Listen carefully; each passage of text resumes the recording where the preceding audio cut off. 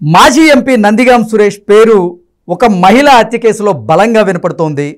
అధికారాన్ని అడ్డం పెట్టుకొని నందిగాం సురేష్ ఒక మహిళను హత్య చేయించారని తన అనుచర గలంతో నందిగాం సురేష్ ఒక మహిళను హత్య చేయించి ఆ కేసు నుంచి బయటపడే ప్రయత్నం చేశారని, అందులో భాగంగానే ఆ మహిళకు సంబంధించినటువంటి కుటుంబ సభ్యులను కూడా నందిగాం సురేష్ అతని అనుచర వర్గం బెదిరించే ప్రయత్నం కూడా చేసింది అనేటువంటి ఆరోపణలు ఇప్పుడు నందిగాం సురేష్ మీద వస్తున్న నేపథ్యంలో అసలు ఎవరిని నందిగాం సురేష్ హత్య చేయించారు, ఏ పరిస్థితుల్లో నందిగాం సురేష్ ఆ హత్య చేయించాల్సి వచ్చింది అనేది మనం విశ్లేషణ చేసుకునే ప్రయత్నం అయితే చేద్దాం. ప్రస్తుతం మనతో పాటు ఉన్నారు ప్రముఖ రాజకీయ విశ్లేషకులు జగదేవ్ గారు, వారితో మాట్లాడదాం. జగదేవ్ గారు నమస్తే అండి. నమస్తే అండి. మాజీ ఎంపీ నందిగాం సురేష్ ఒక మహిళని హత్య చేయించాడు అంటూ కొన్ని వార్తలు అయితే వస్తూ ఉన్నాయి.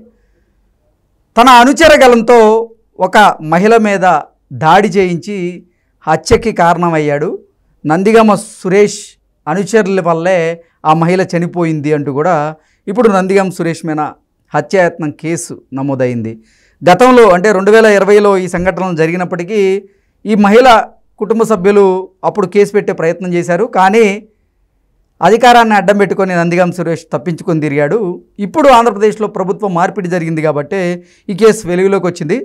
ఇప్పుడు ఆ మహిళ కుటుంబ సభ్యులు మళ్ళీ కేసు నమోదు చేయడంతోనే నందిగామ సురేష్ ఈ కేసులో కూడా కటకటాల పాలవాల్సిన పరిస్థితి రాబోతుంది అంటూ కూడా కొన్ని వార్తలు అయితే వస్తున్నాయి. వీటిని ఎలా చూడాలి?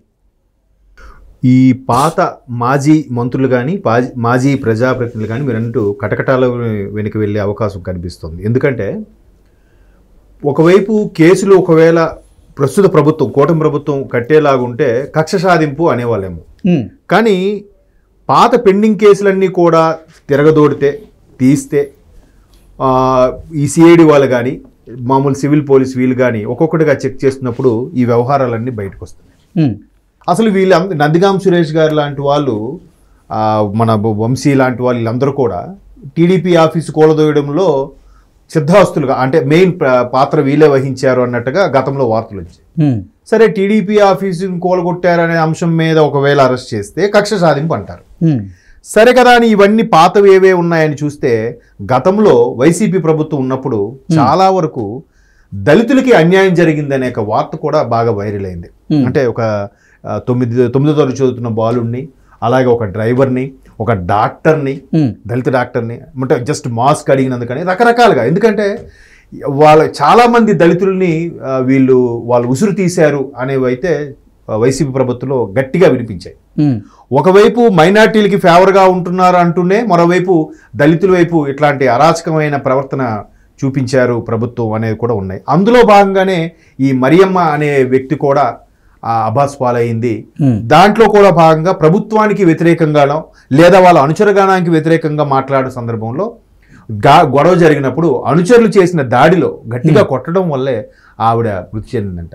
ఆ మృతి చెందడం అనేది అప్పుడు వాళ్ళ అబ్బాయి కంప్లైంట్ చేశాడు క్లియర్గా, ఇట్లా పలానా ఎంపీ గారు అనుచరులే ఇట్లా చేశారు, దీంట్లో ఎంపీ గారి హస్తం కూడా ఉందని ఆయన పేరు కూడా చేర్చారు. అంటే 2020లో ఈ ఘటన జరిగితే అప్పుడే మరియమ్మ కుమారుడు ఈ ఘటన మీద పోలీసులు కంప్లైంట్ చేసినప్పటికీ ఎందుకు యాక్షన్ తీసుకోలేదు? అప్పుడు ప్రభుత్వం వీళ్ళదే ఉంది కదా.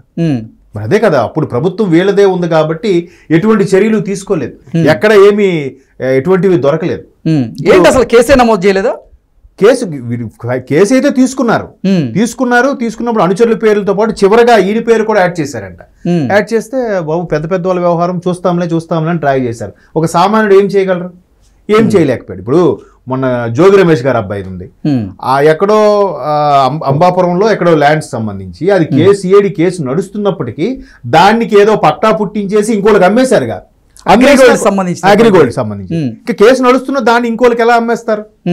జగనన్న పాస్బుక్ ఫోటో పెట్టేసి అమ్మేయడంతో ఇప్పుడు ఆ కేసు వ్యవహారం బయటకు వచ్చేసరికి అసలు సర్వే నెంబర్లే తారుమారు చేసేసారు. మరి అట్లా చేసేసరికి ఇప్పుడు దొరికేసరికి ఏమంటున్నారు, చంద్రబాబు నాయుడు గారు కనీసం ఆయన మనస్సాక్షి ఉందా అని చెప్పి జోగి రమేష్ గారు, మీ శ్రీమతి గారు ఏడుస్తున్నారు, మా అబ్బాయి అమాయకుడు, మా అబ్బాయికి అనవసరంగా అరెస్ట్ చేశారు అన్నట్టుగా. మా అబ్బాయి వెల్ ఎడ్యుకేటెడ్, ఇట్లాంటి పనులు చేయుడు, ఎన్నో ఆవిడ ఏడుస్తూ ఏవో పెడగొప్పులు పెడుతూ ఏవో చెప్పింది. తీరా చూస్తే ఇక్కడ వ్యవహారం ఇది ఉంది.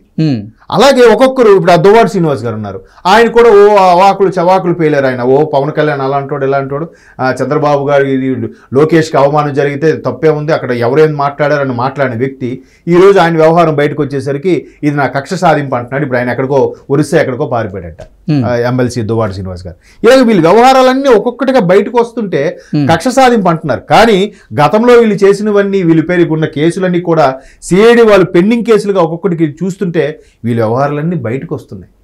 దాన్ని కప్పిపుచ్చుకోవడానికి ఏం చెప్తున్నారు, మేము నిఖార్సుగా ఉన్నాం, న్యాయమే గెలుస్తుంది, మా మీద కక్ష సాధింపు, దేవుడు ఉన్నాడు, ఇంకోటి ఏంటది ఇవాళ మీది రేపు మాది. ఏమిటి ఇవన్నీ? ఇవాళ మందట రేపు వాళ్ళదట అని మాట్లాడుతుంటే అంటే తప్పు చేయలేదని ఎక్కడ చెప్పట్లేదు.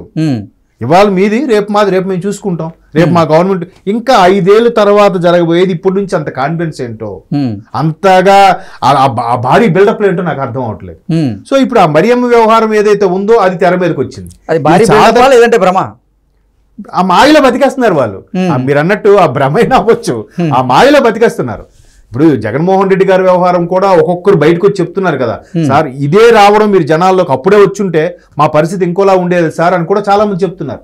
మరి అప్పుడు చెప్పొచ్చు కదా ఎలక్షన్ ముందు, ఎవరు చెప్పలేదు, చెప్పే అవకాశం కూడా ఎవరు ఇవ్వలేదు. ధనుంజయ రెడ్డి గారు కానీ సజ్జల రామకృష్ణారెడ్డి గారు కనీసం కలిసే అవకాశం కూడా ఇవ్వలేదంట. ఇవ్వకుండా ఏం చేశారు, సార్ మీరు తోపు సార్, మీరు ఇంట్లో కూర్చోండి, అక్కడ కుక్కను నిలబట్టండి అది గెలిచేస్తుంది అని చెప్పారు. మీరు అన్నట్టు ఆ భ్రమలో ఆ మాయలో బతికేశారు. డౌట్ లేదు, వై నాట్ 175 మనకు వచ్చేస్తాయి, 175 కాకపోయినా 130 గ్యారంటీ అబ్బా మనకి ఈసారి అని అందరూ, సార్ మీరు సూపర్ సార్, మీరు జస్ట్ మీ ఫోటో పెట్టండి సార్ మేము గెలిచేస్తాం అలా చెప్పారు. ఇప్పుడు ఒక్కొక్కటి బండారం బయటకు వచ్చేసరికి కక్ష సాధింపు ఏదేదో చెప్తున్నారు. ఎప్పుడో 2020 జరిగిన వ్యవహారము ఈ రోజు బయటకు వస్తుందంటే అప్పుడున్న పోలీస్ వ్యవస్థ కూడా ఎంతగా పనిచేస్తుందో చూడండి. మన రీసెంట్ గా 3 IPS సస్పెండ్ చేశారు, టాటా అతన్ని, అలాగే ఆంజనేయులు గారిని, వీళ్ళందరినీ కూడా. మరి ఏంటి అసలు IPS ఆఫీసర్లు సస్పెండ్ చేయడం ఏంటండి? అసలు ఎంత ఉన్నతమైన పదవులు, IAS IPS అంటే భారతదేశంలోనే అత్యున్నతమైన ఉద్యోగాలు అవి. అంటే గౌరవ పరంగా అంటున్నాను, జీతాల పరంగా నాకు తెలియదు, కానీ ఇవాళ అంతకు మించిన జీతాలు వచ్చేసాయి.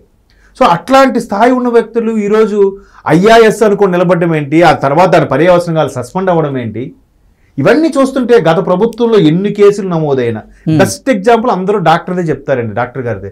నిజంగా ఆయనకి అలా చేతులు వెనక్కి కట్టి మోకాల మీద కూర్చోబెట్టే అవసరం ఉందా అండి? అంటే లేదు, ఆయనకి వెనక్కి చేతులు కట్టుకుని నిలబడ్డాడట. ఆయన వెనక్కి చేతులు కట్టుకుని నిలబడతాడండి. తెలుగుదేశం పార్టీ కేంద్ర కార్యాలయం మీద జరిగిన దాడికి గాను నందిగామ సురేష్ గారు ఒక నిందితుడిగా ఇప్పుడు కటకటాల్లో ఉన్నటువంటి నేపథ్యంలోనే ఈ మరియమ్మ హత్య కేసులో కూడా నందిగామ సురేష్ రానున్న రోజుల్లో కటకటాల వెనక్కి వెళ్ళడం ఖాయమా అంటే ఏం చెప్తారు? ఇది కూటమి ప్రభుత్వం ఎందుకో చాలా స్లో అండ్ స్టడీ అన్నట్టుగానే అనిపిస్తుంది. చర్యలు అయితే తీసుకుంటున్నట్టుగా అనిపిస్తుంది, కానీ ఎక్కడ చర్యలు తీసుకోవట్లేదు. ఒకవేళ మీరు అన్నట్టు కటకటాల వెనక్కి ఒక్కొక్కరుగా వెళ్తారనుకుంటే ఈ పాటికి సగంకు పైగా వైసీపీ మాజీ మంత్రులు, మాజీ ప్రజాప్రతినిధులు ఉండాలి. కానీ ఒక్కొక్కరు వ్యవహారమే వస్తుంది, ఎక్కువగా రావట్లేదు. అది కూడా ఏంటి, చట్టబద్ధంగా వెళ్తున్నట్టే కనిపిస్తుంది. మరోవైపు వైసీపీ వాళ్ళు గొంతు చించుకుంటున్నారు, రెడ్ బుక్ రాజ్యాంగం నడుస్తుంది, రెడ్ బుక్ వ్యవహారం నడుస్తుంది, ఇది ఖచ్చితంగా లోకేష్ సంబంధించిందే నడుస్తుంది, లోకేష్ చెప్పినట్టుగా ఆఫీసర్స్ అందరూ వింటున్నారు అన్నట్టు కూడా అంటున్నారు. అలా అనుకుంటే సగంకు పైగా లోపల ఉండాలి కదా, లేరు. బట్ పాత వ్యవహారాలన్నీ కూడా జోడించి దానికి టీడీపీ కేంద్ర కార్యాలయం ధ్వంసం విషయంలో లింకులు ఉన్నాయా, లేదా వాళ్ళ అనుచరులు ఎవరైనా దాంట్లో పాల్గొన్నారా అనేది కూడా గమనించి సీసీ ఫుటేజ్ ద్వారా ఆధారాలు సేకరించి అప్పుడు దానికి లింకప్ చేసి ఒక్కొక్కరి మీద చర్యలు తీసుకోవడం స్టార్ట్ చేస్తున్నారు.